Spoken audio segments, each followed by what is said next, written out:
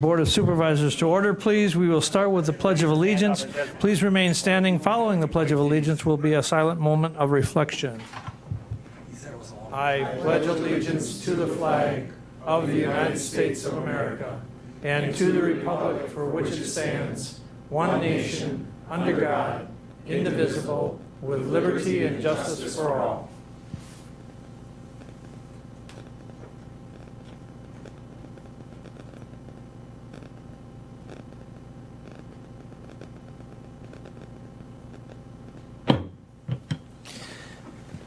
Thank you.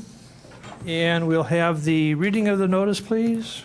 An educational meeting of the Marathon County Board of Supervisors will be held at the Marathon County Courthouse Assembly Room, 500 Forest Street in the city of Wausau at 7 p.m. on July 13th, and the agenda was duly signed and posted. Thank you. I would like to request everyone silence their cell phones and or any other electronic devices as not to be an interruption to the meeting, and I thank you for your compliance. And we'll move on to roll call and ask everyone, please sign in.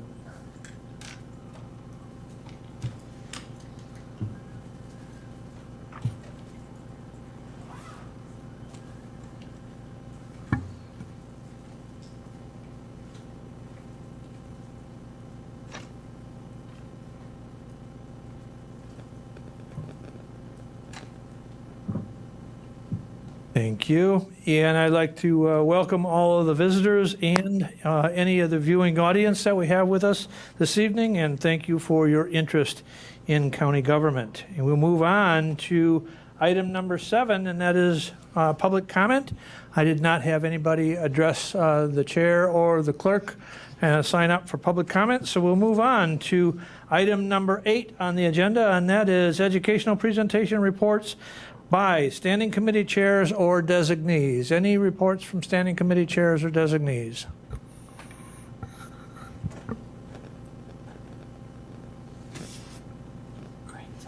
Okay, Craig, please. Vice Chair McEwen, please. Thank you, Mr. Chair, and good evening, everyone. Just a quick update on the July 6, 2023 Infrastructure Committee meeting. We continued our discussion on the 2024 annual budget. There was no significant recommendations. The only thing that was discussed was at our next meeting to look at the rolling stock budget and possibly look at increasing that. We approved the removal of a seasonal weight permit on County Highway A in the town of Holton. The reason the permit was removed was a business that required that weight permit no longer is there, so there's no need for the seasonal weight limit. We had an update from Supervisor Robinson on broadband.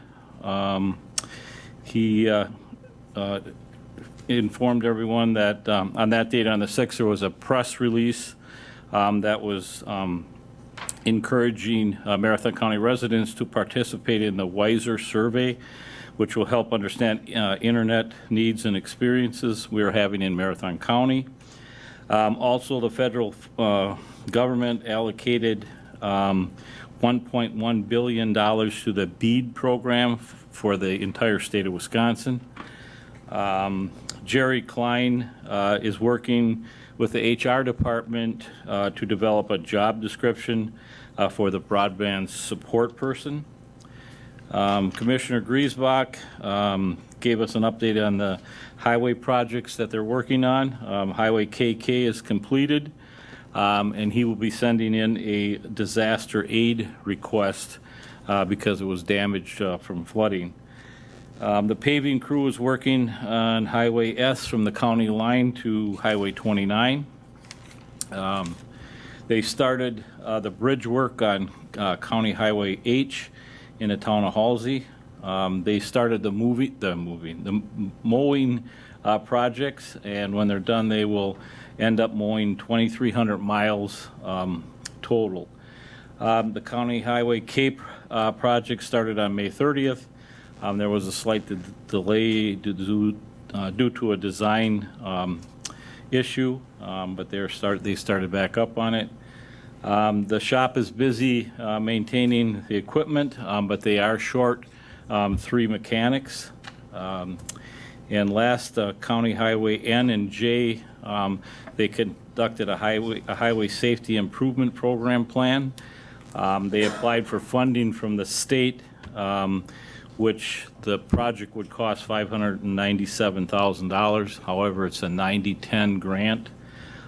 So the county share, if they would get that, is $57,931.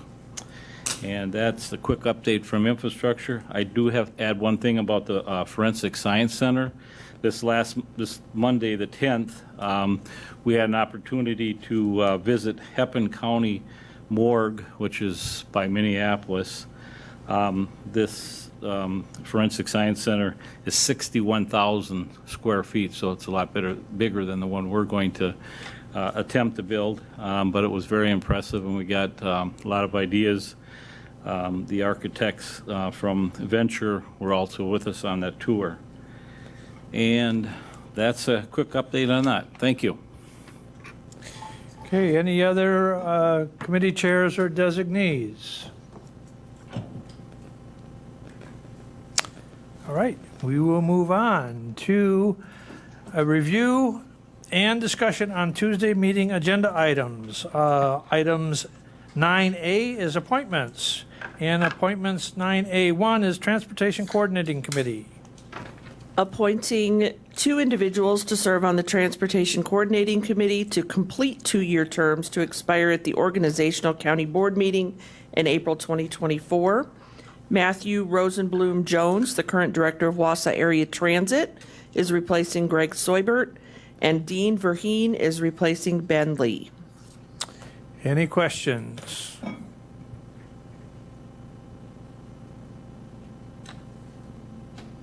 Okay, moving on to item 9A2, Local Emergency Planning Committee.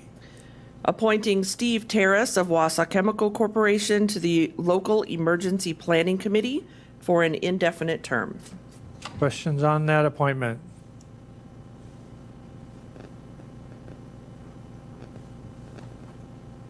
Okay, item 9A3, Rib Mountain Metropolitan Sewage District. Reappointing Craig Mortensen of Cronenwetter to the Rib Mountain Metropolitan Sewerage District Commission for a 5-year term to expire August 2028. Any questions?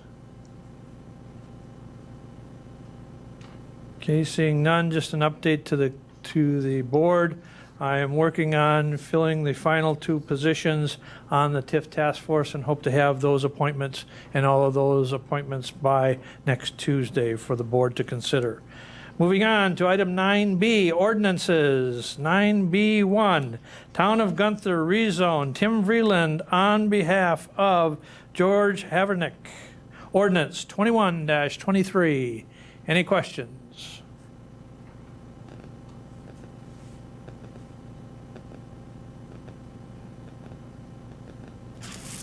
Okay, moving on to item 9B2, Town of Frankfort rezone, Christopher Schumacher for Randy and Sarah Martin, ordinance 0-22-23. Any questions?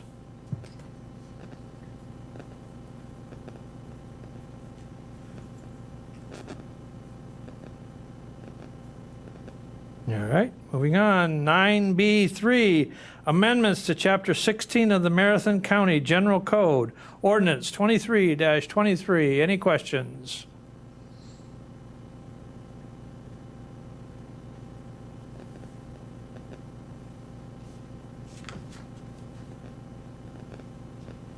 All right, moving on to resolutions. 9C, 9C1, Human Resources, Finance and Property Committee, and Public Safety Committee. Item 9C, 1A, to create a deputy sheriff in the Marathon County's Sheriff's Office and provide contractual services to Rib Mountain. Resolution 35-23, and we do have the sheriff with us this evening, if there's any questions.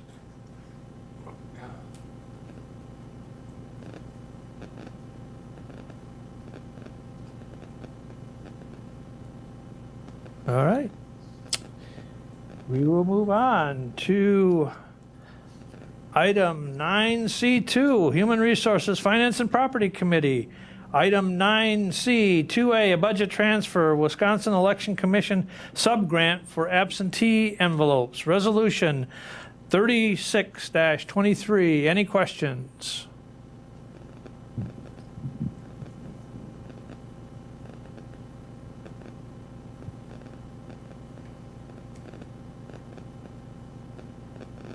All right, we will move on to item 9C, 2B, an adoption of the budget assumptions for the 2024 budget process, Resolution 38-23. Any discussion?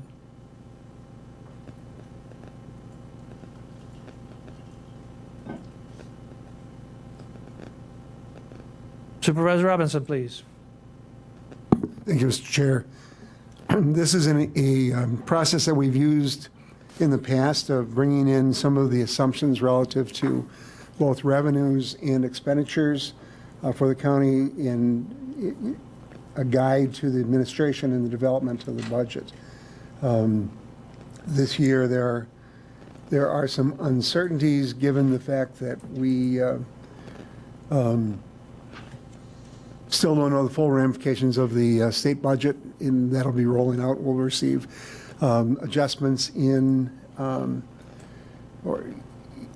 the next few months. But what we projected was the revenues, and within that sales tax, the anticipation is that it will go up 1.75%. That's historically been a conservative number. And Lance, at any time, please jump in. Sure, I can jump in there with respect to tell you how conservative it is. Your budget estimate last year was 13.45. Let me just check to make sure, but $13.45 million. So that's the 1.75%. In terms of where you are currently, year to date, you're on pace for significantly more than that. But again, that rolls over into the capital fund the year following the audit. So you're on pace to be about 16.75 million this year in actual.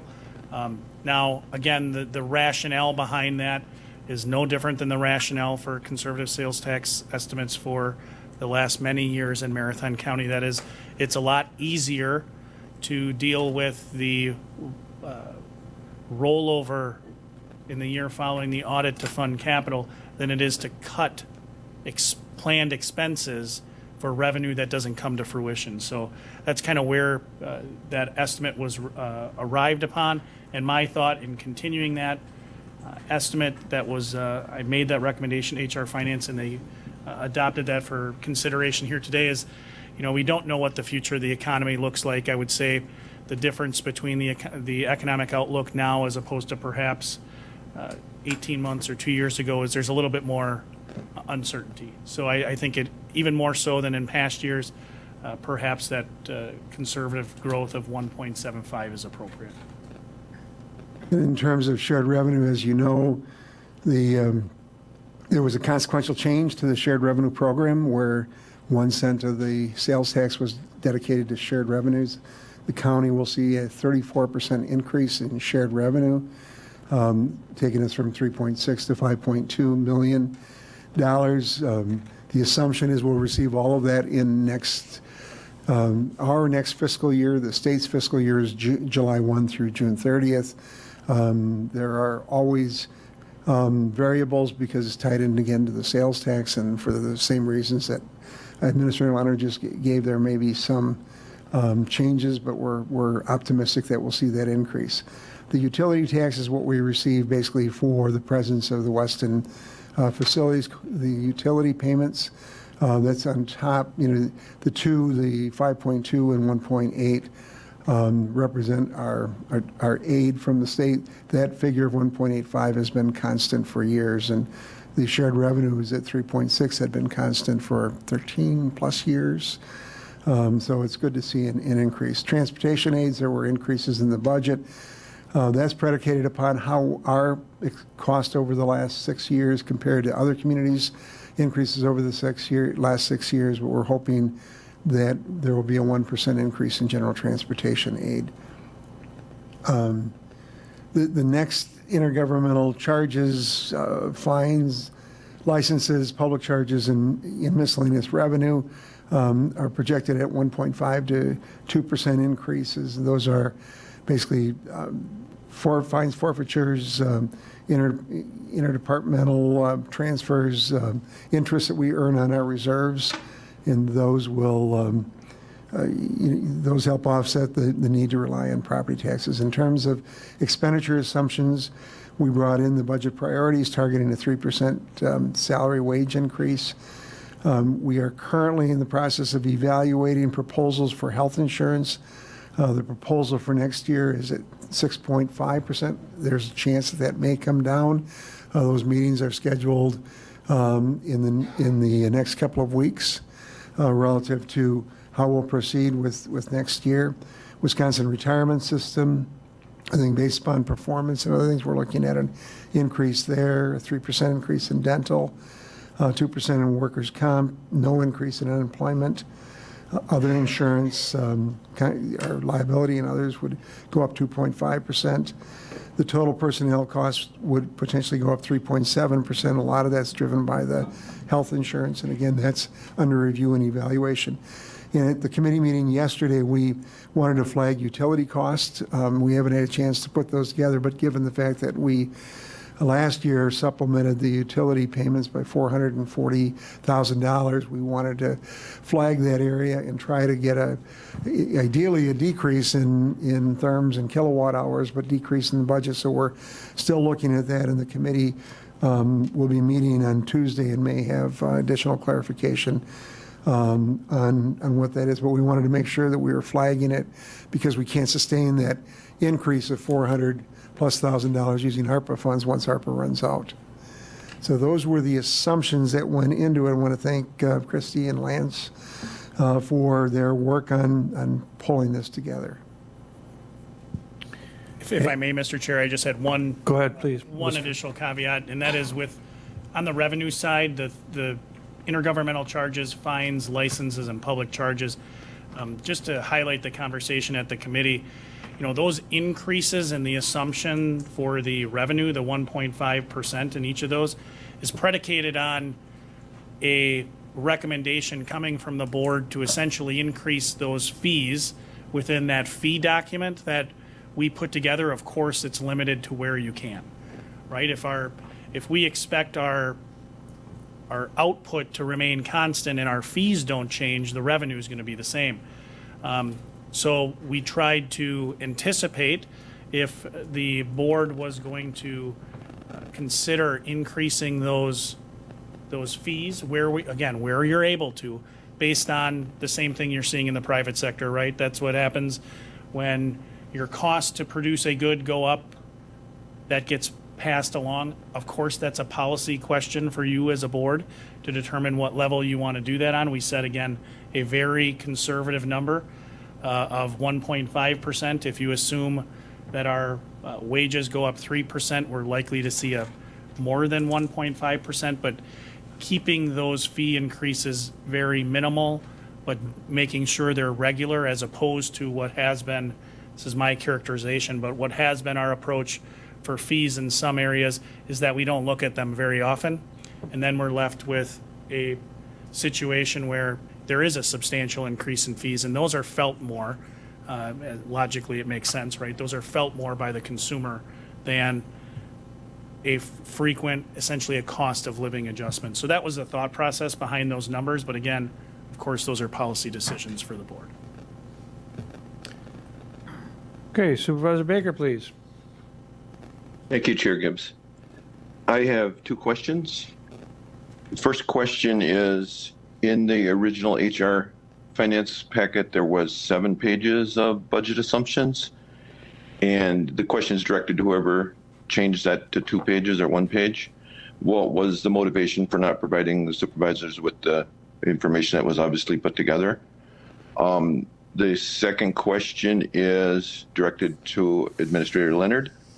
And during the HR Finance Committee presentation, I'm not quoting verbatim, but I believe the statement was made that it doesn't make sense to discuss levy increases at this point. In the original HR Finance document, it shows a property tax increase of 9.92%. My question is, what point in our budget process will it make sense to have a discussion about the property tax increase? Thank you. Sure. I think I can take both those, if I may, Mr. Chair. Go ahead, So Mr. Lauren. with respect to the pages that were included, those were, that was at my direction to, essentially, we took two of the pages and made them one. That's on the screen right now. But the other pages, one of them related to what goes into all of the salary increase in terms of FICA withholdings and other pieces. Then with respect to your question, it's related to your latter question about the when is the appropriate time to have a conversation about net new construction estimates. That was one of the pieces of information in those documents. The reality is that we are at those are going to be what they are from the state of Wisconsin, and we'll get those estimates later in the year. So it was my judgment that it's not really a fruitful topic for conversation. There's no strategy for the county board to engage in a strategic discussion. Similarly, with respect to the property tax reference that you made, that assumes a fact that is actually not a valid assumption, because it's never going to happen in my judgment. You could, but I would wager my house you won't. And that is that you put all of debt service on debt levy. I can't remember the county board ever doing that, so that's what accounts for the 9%. You didn't do that last year. I don't know of a year when you ever have. So I thought it was misleading to put in an assumption that is a fact that, again, I would wager is never going to happen. Certainly the county board is going to have the opportunity, you absolutely have the opportunity to drive what the tax rate is going to be. But that's not the purpose of budget assumptions. The budget assumption purpose is to give administration the figures to put into the budget to arrive at the cost of operations for the departments primarily. That's why the wages action you took at your June meeting was very important, that we knew that at least as a starting point, 3% is where you want us to start with compensation. The 6.5, as was referenced, is kind of a conservative estimate right now. I hope it ends up being conservative where our health insurance comes in. The 15.75 for sales tax. If you get later in the budget and you want to control your overall tax rate growth, which again would be most likely done through limiting debt service, an easy button to do that is to have a more aggressive sales tax assumption. So if you wanted to service debt with sales tax, you could make that assumption 16.5 million, and you have effectively freed up $750,000 for debt service.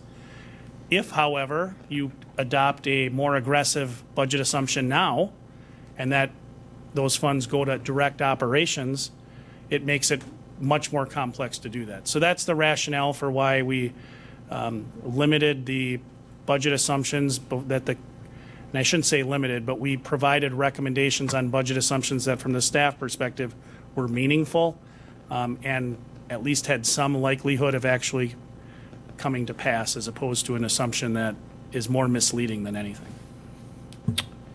Supervisor Rosenberg. Yeah, I just wanted to mention, John mentioned the utility tax, and that's going to, the megawatt numbers are going from $600 to $900 a megawatt, and that was done by the Wisconsin Counties Utility Tax Association, along with a coalition of Dairyland Power, Alliant, We Energies. It doesn't represent a public service. It doesn't represent an increase in their taxes, just an increase in that. So moving from 600 to 900, the county would see a third of that increase, because the two towns, Cronenwetter and Rothschild, get 2/3 of that increase. We get 1/3 of it. Weston's about 1,000 megawatts, so do the math. If I can add, or Go ahead, Chair Robinson, if you Administrator. want to take it. I thought the same thing, Supervisor Rosenberg, when I read through the action taken by what I understood to be joint finance and making a recommendation relative to modifying the algorithm for utility tax. I reached out, Chair Gibbs forwarded that information to me. I then reached out to the Wisconsin Counties Association recently and asked them for kind of a more definitive impact for Marathon County with that formula. And their response to me was such that they believed it wouldn't impact Marathon County because they understood that algorithm to be driven, or tied to, I should say, renewable energy production. But I read it more in line with how you did. So I left the utility tax flat, again, with the assumption that if we end up having more revenue come in from that utility tax, the increased megawatt rate, that's a good problem to have, as opposed to assuming that it's going to go up by essentially 50%, going from 600 to 900. That would be a challenge then to reel in that spending. But you're right. It's on my radar, and as we get better information, our assumptions and the information going into the budget will change. But that's the rationale for why I left it, was based on the feedback from the Counties Association when I reached out specifically for what our number would be. That's odd because the utility, the renewable went from 1,000 to 1,500. I agree with you. I read it to mean that there would be a positive impact, and I think Chair Gibbs did as well. However, I didn't want to put us in a position where we rely upon something that then is detrimental as we build the budget. Much easier, again, to use those funds for something that we know we're going to need to do, like debt service.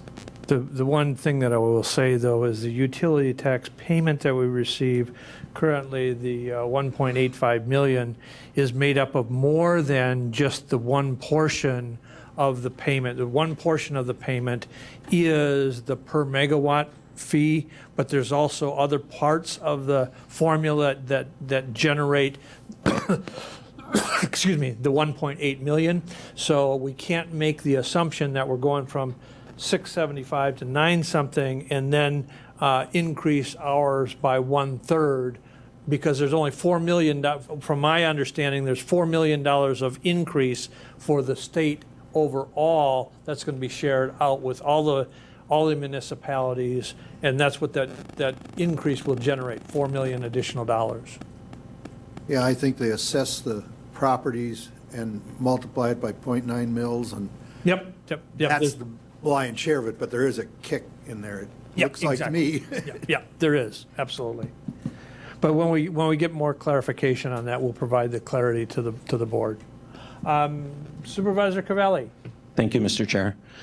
Just a clarification on the health insurance expenditure side of things. 2023 shows 0%, and then we go into 6.5% at 2024 and 5% at 2025 for an assumption.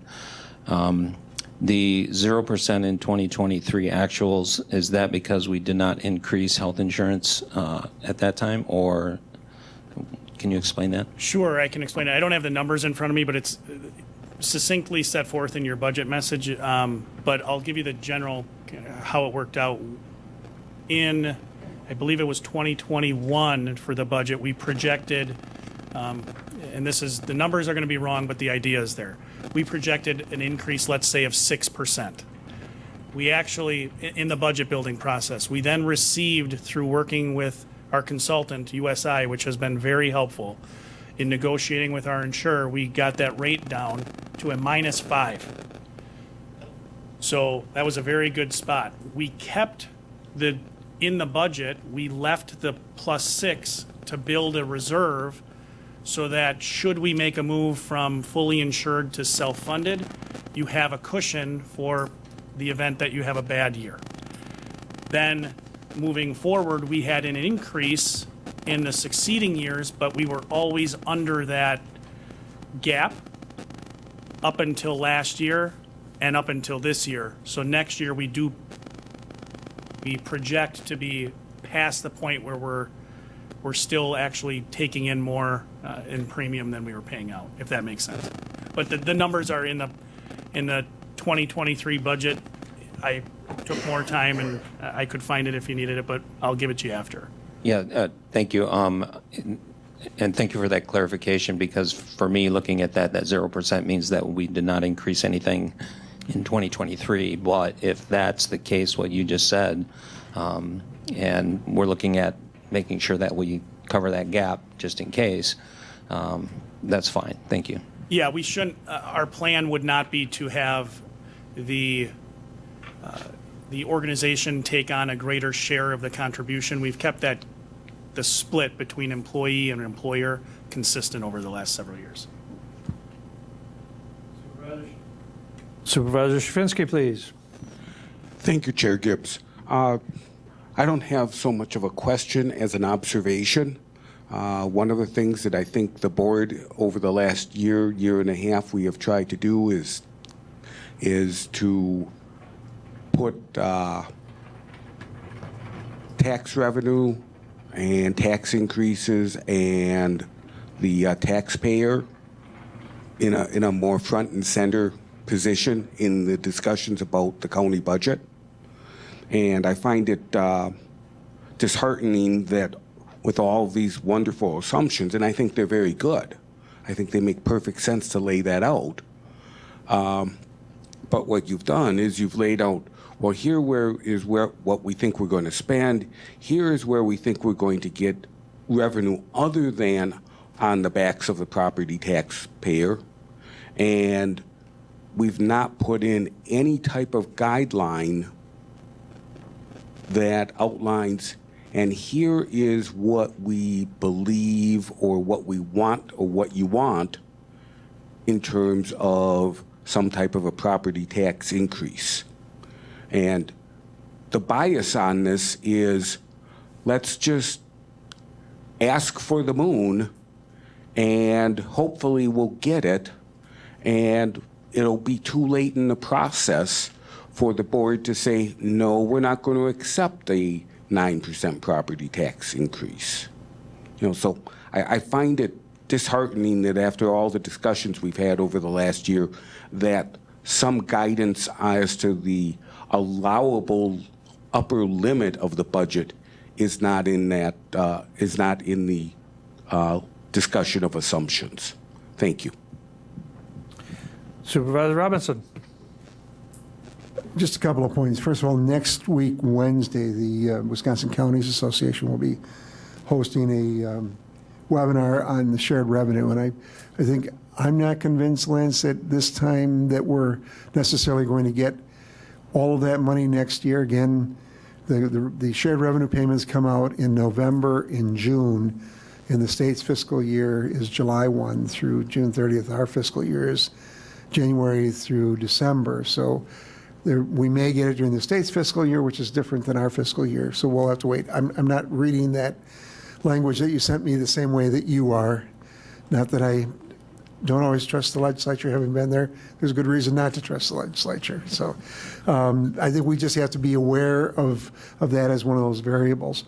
But I think trying to address Supervisor Shafinsky's concerns, we are limited in our operational increase by net new construction, which is beyond our control, which is what the administrator alluded to. Ultimately, it is up to this board to determine what the rate is and how much of debt service we're going to fund above the line, above that levy limit of last year's levy plus net new construction, because previous boards had approved by a 3/4 vote the spending and borrowing of those funds. I think the goal is to get those to not rely necessarily on levy increase for that, but that's part of the budget development process. I think everybody heard the message loud and clear last year. It's in the back of everybody's mind as we're preparing and moving forward. And rest assured it will be addressed, and if there are no other options, it will be presented in such a way that the options are articulated through that budget development process. And again, the ultimate arbitrator is this body. Supervisor Dickinson. Thank you, Mr. Chair. Just two thoughts. One, when we were talking about the resolution, we went to a maximum of 3%. And here we are with the assumption that goes to the maximum of 3%. So I agree with Supervisor Shabinsky in that regard. We don't have to assume 3%. We could assume 2%, but we have pushed it to the limit with the 3%. The second thought is, what were these assumptions in the past year? In 2 years? I don't recall seeing that. So I really don't know how good the administrator has been as a prognosticator. And I think it's important because it gives us a framework to understand the thought process and the accuracy. So is there a way that we could see what the assumptions were last year and the year before? Thank you. Supervisor Robinson, please. The Human Resources Finance Property Committee will be meeting on Tuesday. We'll take a look and see if we can pull that information together to provide it to you on Tuesday night. And one other thing I'll add, if anyone wants to, I'll send an email to the full board with the Department of Revenue website where you can see what the sales tax receipts are. There's about a 1 to 2 month lag. Certainly, if you want to take a different strategic approach than the one that I've proffered, or have a different perspective as to what that should be, I'll give you the best information I have from which to do it. But again, my sales tax projection is not meant to be accurate. It's meant to be very, very conservative. So I will send that email, and if I can add any other additional information, if anyone has any questions as to, utility tax, the history for utility tax. If you go to the Marathon County budget book from 2023, I provided you the last, I want to say it's 10 years of both utility tax, sales tax, shared revenue, general transportation aids. They're all in there. If you want to put in different numbers, I'm certainly happy to assist you in doing that. Any other discussion? Okay, we'll be moving on to item number 10, but before we get to item number 10, I want to explain, I did have a request. Oops, excuse me, I'm sorry, I apologize. Item 9C, 3A, an approval of a letter to the Governor Evers and the state legislature regarding local control. That's coming from ERC committee and also from the executive committee. And it's resolution 37-23. Any discussion on that? Supervisor Sandulski. Thank you. I just had a comment on it. I do appreciate the interest in more local control. As for this letter, I believe this is a step in a positive direction, especially in relation to our wind energy. As those of us that represent the townships in the western Marathon County, these wind turbines will be very destructive to cropland, farms, property values, and human and animal health, and so much more. I just wanted to thank those behind the letter, and as we all understand, the local government has the most vested interests over our communities. Thank you much. Supervisor Langenhan, please. Thank you, Mr. Chair. As the chair mentioned, this came out of the Environmental Resources Committee and the Executive Committee with unanimous support. So I'd like to thank those members on both the committees for hearing the concerns expressed in this letter. To give you all a little bit of background so you can all think about this going into the weekend, of course. I actually wrote this letter at the end of May. We brought it to the Environmental Resources Committee to go to exec last month, and I pulled it back because I had some concerns over part of one of the paragraphs. We cleaned that up, brought it back to ERC. ERC passed again with unanimous support, brought to exec. They, of course, passed it with unanimous support as well. So just a little bit more background. I wrote this letter primarily because I'm concerned that our state decision makers have created an environment where the challenges that Marathon County residents are facing in regards to the three areas that you see in that letter, metallic mining exploration, wind siting for projects above 100 megawatts, and problems with agricultural runoff cannot be adequately addressed with the state's preemption of local authority. And if there's one thing to know about this letter, it's that it's essentially asking the state of Wisconsin to return that local authority to our communities. It's a very simple ask, and at the very least, I'm hoping that the state of Wisconsin doesn't take any more local authority away from us. I chose those 3 items because of their importance to our communities. There were some of you that were on this board when we had the meetings back in 2018 with the metallic mining ordinances. And that entire time that we were having those discussions, when there were dozens of people in the back of this room under public comment talking to us about the concerns that they had with the moratorium being lifted by the state of Wisconsin, we were limited because the entire time we were hearing from legal experts, there's only so far you can go. The state's already got this in their sights. You have to be very careful because there's always that risk of authority being taken away from us even more. So really, and we got to relive those days this past spring and into the fall, Environmental Resources Committee members. And it was a little disheartening for me because, I don't like to see the same problems of the past repeated. So that's why I wanted to talk about exploration here. Supervisor Sandelsky brought up some of the concerns that we've had on the western side of the county, because on the eastern side, it seems like we've got concerns with metallic mining. On the western side, we have concerns with wind siting. The county's already got a wind siting ordinance for projects under 100 megawatts. That being said, the state has standards in PSC Administrative Code 128 that are concerning because they're universal for the entire state. And if there's one thing that I know is that centralized power is not a good idea because the solutions that are ultimately best to address the problems within our community come from our community. They don't come from Madison.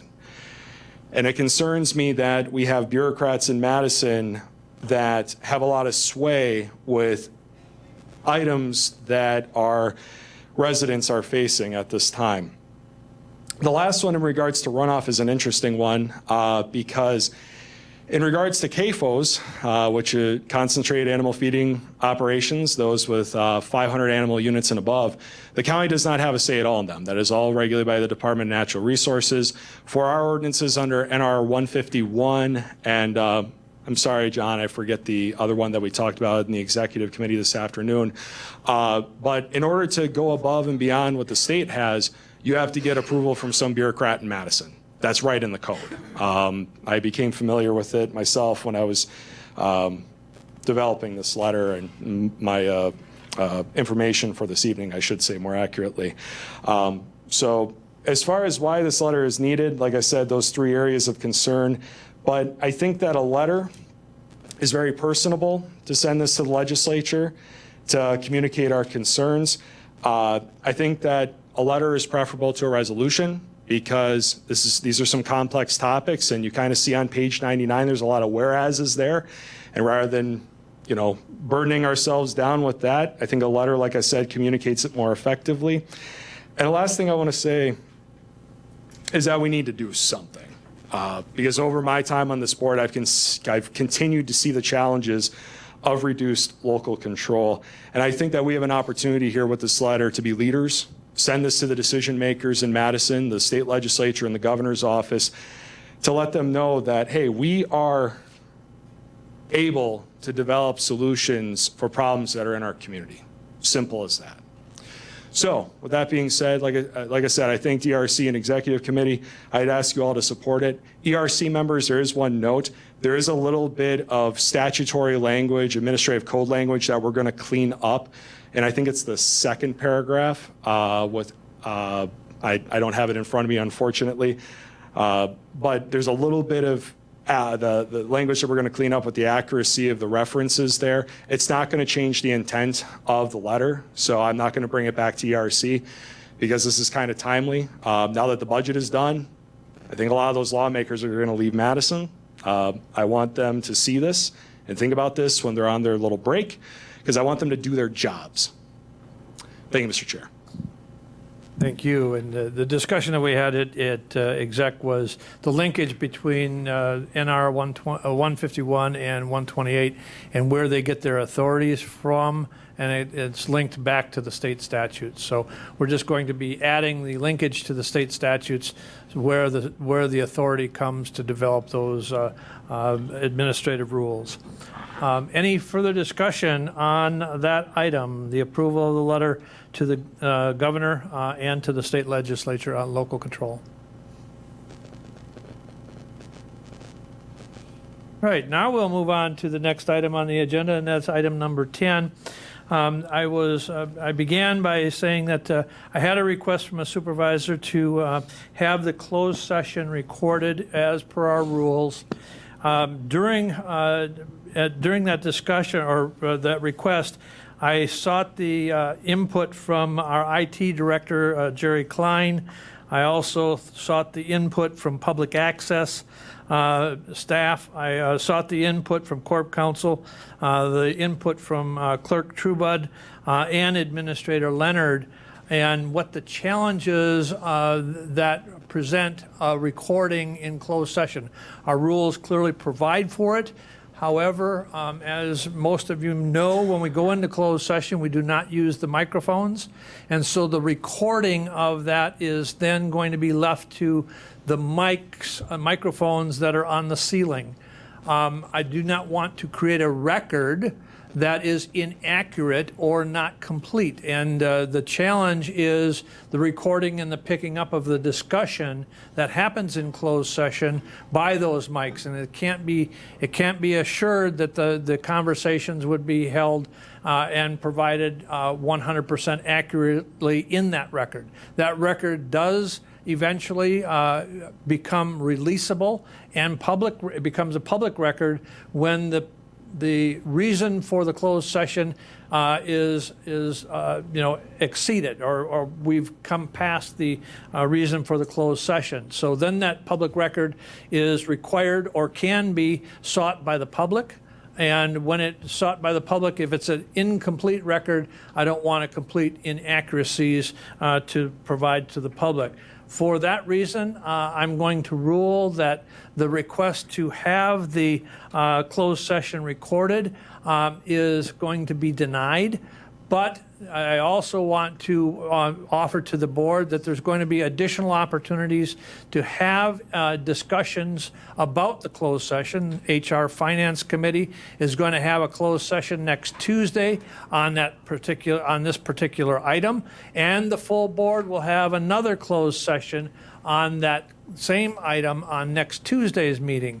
So for those reasons, I have ruled that the closed session and also the individual that making the request had an offer from, and in discussing with the administrator, was more than willing to sit down with the individual and provide all of the information that he can on the closed session, along with Corp Counsel has made that same offer. So I hope people are understanding why I've ruled the way I've done, is that the challenges with creating a potential incomplete record.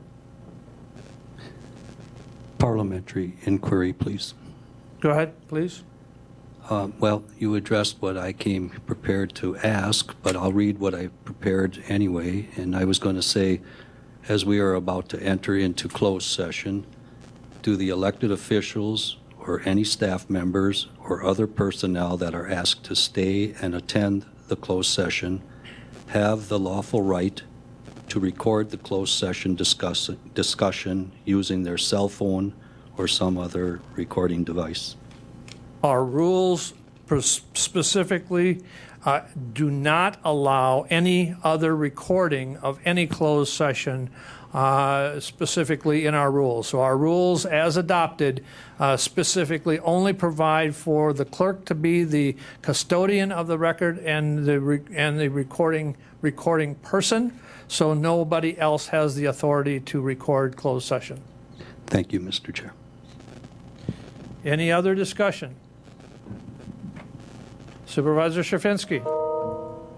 Thank you, Chair. So you mentioned the fact that in closed session, we would not be using the microphones, and that was the reason. And I understand your rationale about not being able to get a clear recording without the microphones. Simple question. Why don't we use the microphones? Because the microphones provide the information and the audio outside of this room, and it can't be contained. Any other discussion?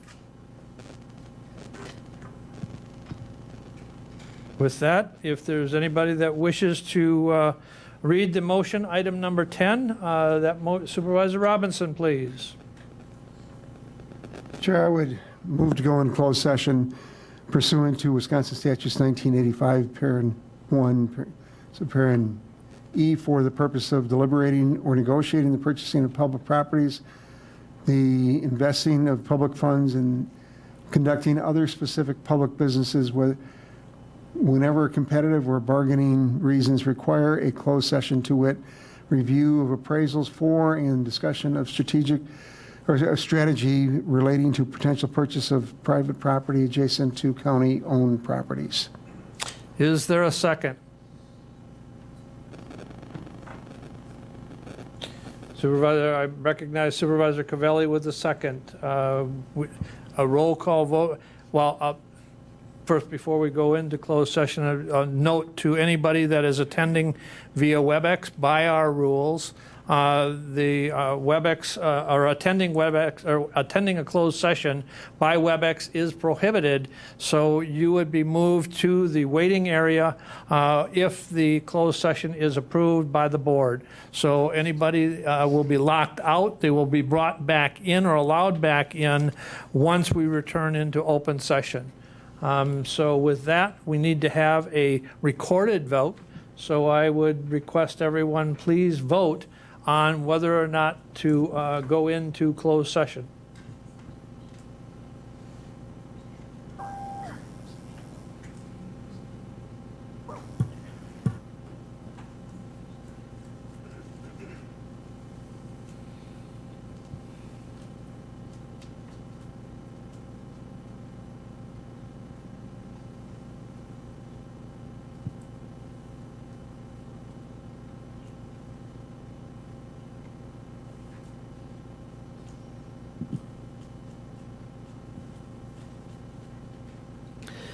Supervisor Book, would you vote, please?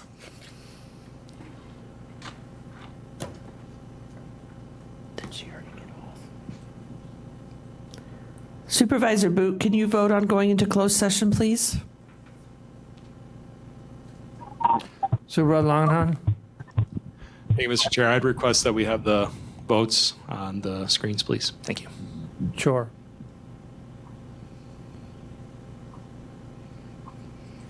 Supervisor Hardinger, would you vote, please?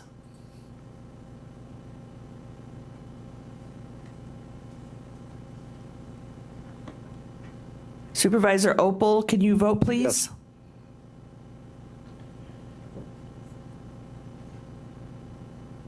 And if you're unable to use open meetings, if you want to give your announcement as to aye or no, you can do that verbally also. Aye. That was Supervisor Opal? Aye. I vote aye. Thank you. Thank you. Supervisor Book, are you able to hear me? Yes, I vote aye. Thank you. And we'll proceed. And the motion is carried. We are going to proceed to closed session. It will take just a minute. I will make a note to everyone, please turn off the mics because we do not use the mics in closed session. And we will wait till public access has informed us that they are in.